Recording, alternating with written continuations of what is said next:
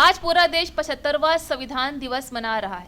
इस मौके पर सीएम योगी ने लखनऊ में आयोजित एक कार्यक्रम में संविधान को लेकर बात की है। उन्होंने इसका महत्व बताया। यही नहीं, उन्होंने संविधान को लेकर कांग्रेस को भी घेरा है। ये हमारा सौभाग्य है कि भारत की स्वाधीनता के अमृत काल में हम भारत के संविधान के अमृत महोत्सव वर्ष का शुभारंभ कर रहे हैं और अमृत महोत्सव वर्ष भारत के संविधान की दृष्टि से अत्यंत महत्वपूर्ण वर्ष है। यहां पे केवल नागरिक अधिकार की ही बात नहीं होनी है, बल्कि प्रधानमंत्री से नरेंद्र मोदी जी जिनके प्रयास से, जिनके दूरदर्शिता के कारण आज हम संविधान सभा का दिवस के इस आयोजन के साथ सहभागी बन रहे हैं, जिसे उन्होंने आज से 10 वर्ष पहले पूरे देशवासियों को कहा था,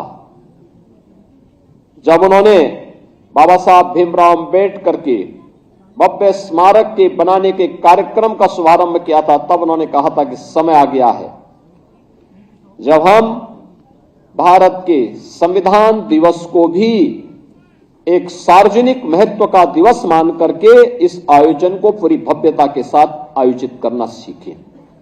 और फिर उन्होंने नोटिफिकेशन जारी करवाया और नोटिफिकेशन जारी करवाने के बाद 26 नवंबर 2015 से संविधान दिवस का एक कार्यक्रम इस भव्यता के साथ पूरे देश के अंदर आयोजित हो रहा है।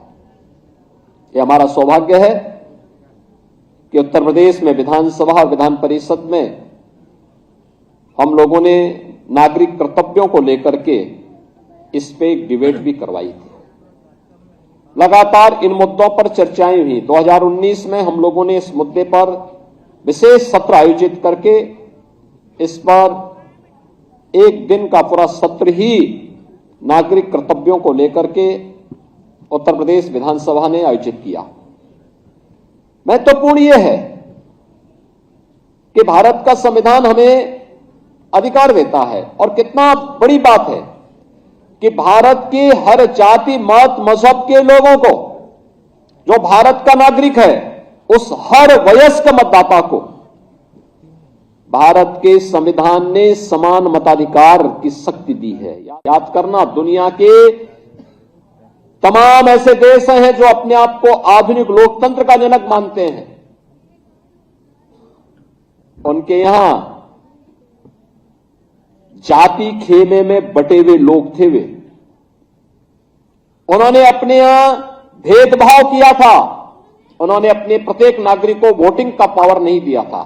लेकिन भारत ने जब पहला आम चुनाव 1952 में होता है तो हमारे इस महान संविधान के नाते भारत का हर वह नागरिक जो वयस्क मतदाता था उसको मताधिकार का एक समान अधिकार प्राप्त हुआ था। यह भारत के संविधान की देन है और बाबा साहब भीमराव अंबेडकर की देन है। याद रखना, दुनिया के अंदर आधुनिक लोकतंत्र के जनक कहे जाने वाले उन तमाम देशों में महिलाओं को मताधिकार की यह शक्ति भारत से बाद में प्राप्त हुई और अब तो भारत उससे भी आगे बढ़ चुका है। जब प्रधानमंत्री मोदी जी ने नारी शक्ति वंदन अधिनियम पारित करके आने वाले समय में विधायिका में जाने वाला सदस्य 1/3 अब केवल पंचायती नहीं बल्कि महिला सदस्य भी संसद और विधानसभाओं में चुन करके आने वाले समय में परिसीमन के बाद जाएंगे। यह अधिकार भी प्रधानमंत्री मोदी जी ने दुनिया के अंदर सबसे पहले भारत के अंदर दिया।